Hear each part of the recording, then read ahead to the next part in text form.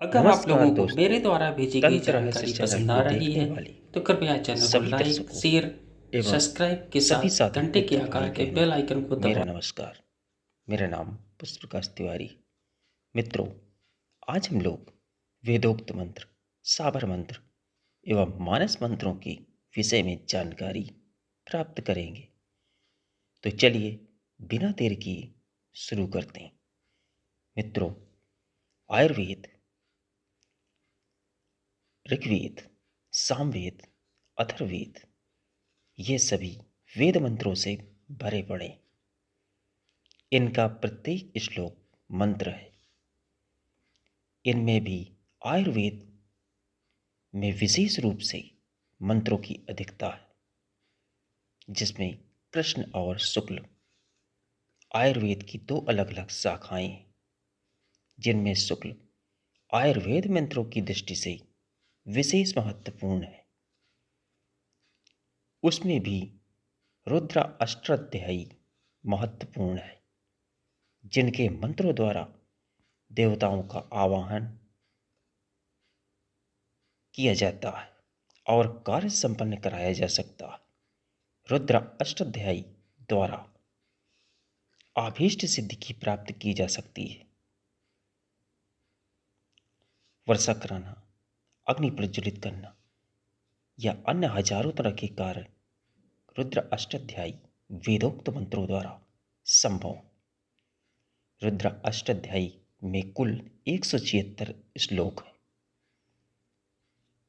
और इनकी नमक चमक पाठ से हर प्रकार के कार्यों की सिद्धि, शांति, विद्वेषण, रोग नाशक, वशीकरण, स्तंभन, सम्मोहन आदि संभव है।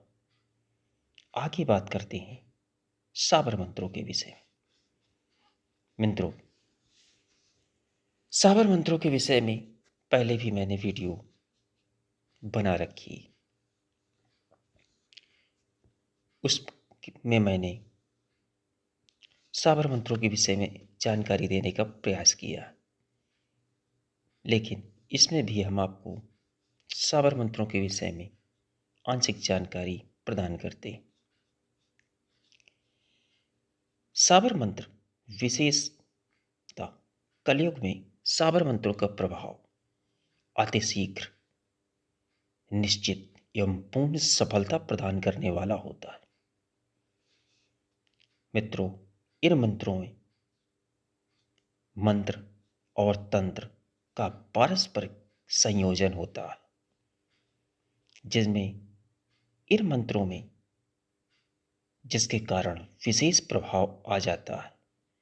साबर मंत्रों के द्वारा सभी प्रकार के कार्य भली भांति संपन्न किए जा सकते हैं, क्योंकि इन मंत्रों में विशिष्ट प्रभाव होता है और उस प्रभाव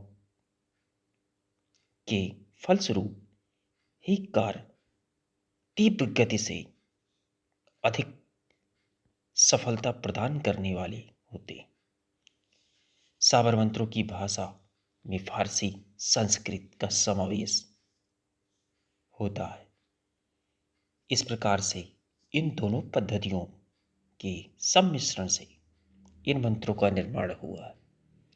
परंतु इस प्रकार के मंत्रों को सिद्ध करने में विशेष सावधानी की आवश्यकता होती है, क्योंकि इन मंत्रों पर फारसी प्रभाव और मुसलमानी प्रभाव विशेष रूप से है।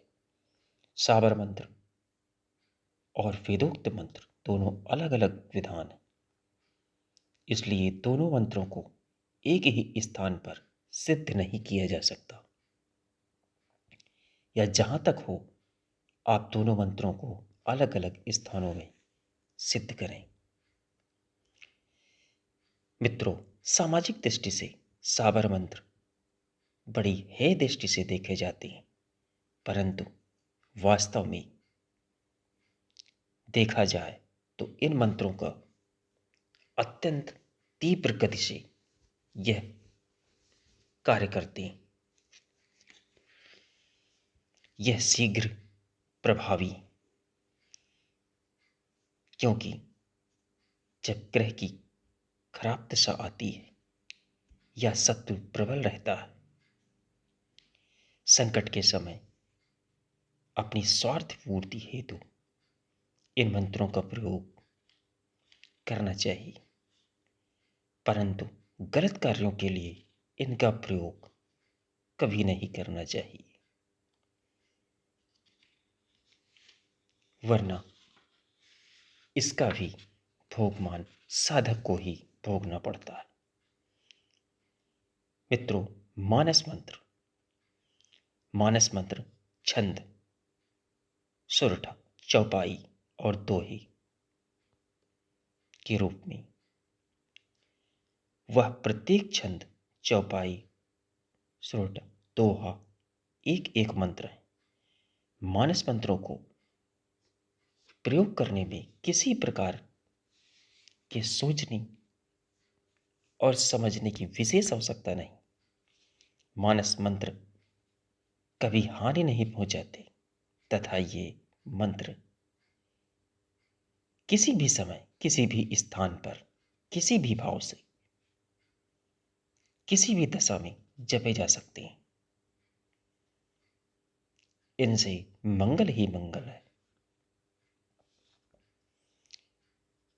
मित्रों, मानस मंत्र सर्वश्रेष्ठ है, परंतु ये आयुर्वेदिक की तरह धीमी गति से लाभ पहुंचाते हैं। इसके साथ ही मैं अपनी वाणी को विराम देता हूं और आशा करता हूं कि मेरे द्वारा दी गई जानकारी आप लोगों को पसंद आई होगी। आप लोग भी इस जानकारी के माध्यम से लाभ प्राप्त कर सकते हैं। मित्रों, आप अपने सुझाव, अनुभव या साधना से जुड़ी यदि आपकी कोई समस्या या प्रश्न है तो आप मुझे मेल कर सकते हैं। वीडियो में यदि कोई चीज़ आपकी समझ में नहीं आ रही तो आप मुझे कमेंट कर सकते हैं या मेल कर सकते हैं। अतः आप मुझे इंस्टाग्राम के माध्यम से भी मुझसे जुड़ सकते हैं। वीडियो के डिस्क्रिप्शन में उसका लिंक दिया है। अतः चैनल को लाइक, शेयर, सब्सक्राइब करना ना भूलें। मिलते हैं एक नई वीडियो के साथ।